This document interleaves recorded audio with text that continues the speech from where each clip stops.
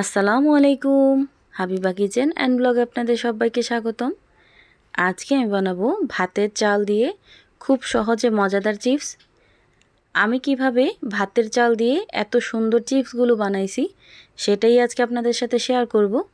আর এভাবে চিপস বানিয়ে আপনারা কিন্তু বছর জুড়ে সংরক্ষণ করে রেখে দিতে পারবেন। এখন দেখে নেই আমি কিভাবে এই মজাদার চিপসগুলো বানাইছি। এই চিপসটা বানাতে প্রথমেই লাগবে ভাতের চাল। এখানে আমি নরমালি যে ভাতের চালটা আছে ওই চালটা নিছি। স্পেশাল কোনো চালের দরকার নাই, আপনারা যে চালের ভাত খান ওই চালটাই নিলেই হবে। এই চালটাকে আমি ভালো করে 5-6 বার ধুয়ে পানি দিয়ে দিছি। দিয়ে দিব 2 চামচের মতো লবণ। লবণটা দিয়ে আমি চুলায় বসিয়ে দিব। ভাতটাকে এরকম করে ফুটাতে হবে যেমন আমরা গইডা ভাত বলি, বা রাইস কুকারে ভাত রান্না করলে যেরকম হয় একদম সফট, ভাতটা একদম নরম হয়ে যায়, ঠিক ওই রকম।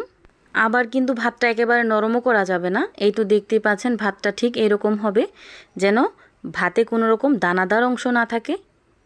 এই তো ভাতটা আমি চুলায় ফুটিয়ে নিছি। এখন আমি এই ভাতটাকে একটা ডিশে বা ভোলে ঢেলে নেব। ভাতটা ঢালার পরে যে পোড়া অংশটা আসিল ওই অংশটা আমি ফালাই দিব। ওই অংশটা থাকলে হাত কিন্তু একদম ছিলে যাবে বা ব্যথা হয়ে যাবে। এই অংশটা আমি ফালাই দিব। এরপর যে ভাতগুলো আছে এই ভাতগুলো কিন্তু একদম ফ্রেশ। এই ভাতগুলোকে আমি এখন একটা গ্লাস দিয়ে চটকিয়ে নেব। এখন তো অনেকটা গরম আছে, এজন্য হাত দেওয়া যাবে না, আর হাত দিয়ে ভালো হবেও না। আর ঠান্ডা হলেও ভালো করে হবে না, গরম অবস্থায় গ্লাস দিয়ে ভালো করে মথে নিতে হবে। এই তো দেখতেই পাচ্ছেন ভাতটাকে আমি ভালো করে একটু মথে নিছি, আর দেখাচ্ছি কীরকম হয়েছে ভাতটা।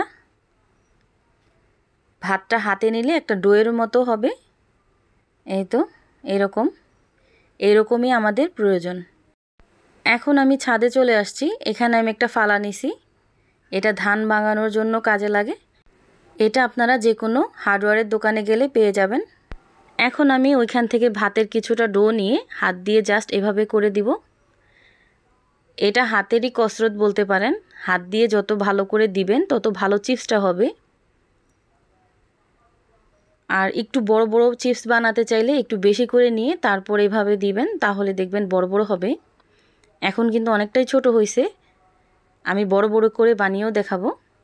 আর আমি কিন্তু পাটিতে কোনো রকম তেল ব্যবহার করি নাই, এটা শুকিয়ে গেলে এমনিতেই উঠে যাবে। আর অবশ্যই পাটিটা একটু পরিষ্কার করে নেবেন।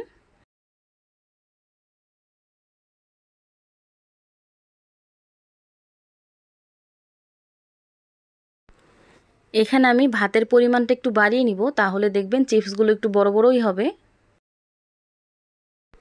এভাবে আমি সবগুলো চিপসই বানিয়ে নিছি। এই তো দেখতেই পাচ্ছেন এখানে যে একদম দলা পেকে আছে, এগুলো কিন্তু হাত দিয়ে ছাড়িয়ে দিলে ছুটে যাবে। আর কিছুক্ষণ রোদ্রেও দেওয়া লাগবে না, আপনারা জাস্ট আপনাদের হাতের কাজটা হয়ে গেলে হাতটা ধুয়ে তারপর এভাবে ছাড়িয়ে দিবেন। আর দেখতেই পাচ্ছেন একটুও কিন্তু ভেঙে যাইতেছে না। এভাবে মেলে সারা দিনের জন্য রোদ্রে রেখে দেব। এখন তো অনেক রোদ, এজন্য এক রোদেই শুকিয়ে যেত, কিন্তু আমি তো বাবার বাড়ি ছিলাম, এজন্য বাসায় আসার জন্য আমি এগুলো সব উঠিয়ে আমি কিছুটা নিয়ে আসছি আর ওদের বাসায় কিছুটা দিয়ে আসছিলাম। এখন আমি উঠিয়ে নিব। বাসায় যেয়ে আমারটুকু আমি আবার রোদ্রে দিয়ে দিব। অর্ধেকটা শুকানোর পরই দেখেন কতটা সুন্দর লাগতেছে। এই তো বাসায় নিয়ে আমি আরও একদিন রোদ্রে শুকিয়ে নিয়েছিলাম। এই তো দেখতেই পাচ্ছেন চিপসগুলো কিন্তু একদম শুকিয়ে গেছে। এখন আমি তেলে ভেজে নেব। এখন কিন্তু অনেকটা ছোট দেখাচ্ছে, তেলে দিলে কিন্তু আরও ডাবল হয়ে যাবে। একটা প্যানে দিয়ে দিলাম পর্যাপ্ত পরিমাণে তেল। এখানে আমি সাদা তেল ব্যবহার করছি। এখন এই তেলটাকে হাই হিটে গরম করে নেব। এই তো তেলটা গরম হয়ে গেছে, এখন আমি চিপসগুলো ভেজে নেব। আর তেলটা গরম হলেই চিপসগুলো ভাজবেন, না হয় শক্ত হয়ে যাবে। এখন আমি উঠিয়ে নিব। এইভাবে আপনাদের যতটুকু প্রয়োজন ততটুকু ভাজবেন, বাদবাকিটা আপনারা রেখে দিতে পারবেন, যখন মন চাইবে তখন ভেজে খেতে পারবেন। এই তো দেখতেই পাচ্ছেন তেলে দেওয়ার সাথে সাথে কিন্তু ফুলে কেমন ডাবল হয়ে যেতেছে। আমি আর ভাজবো না, এখন আমি চুলাটাকে অফ করে দেব। এখানে আমি সবটুকু চিপস নিয়ে নিলাম। দেখেন 2বার ভাজাতে কতগুলো চিপস হয়েছে। এখন আমি এই চিপসগুলোতে বিট লবণ ছিটিয়ে দিব। বিট লবণ ছিটিয়ে খেলে কিন্তু চিপসের টেস্ট আরও বেড়ে যাবে।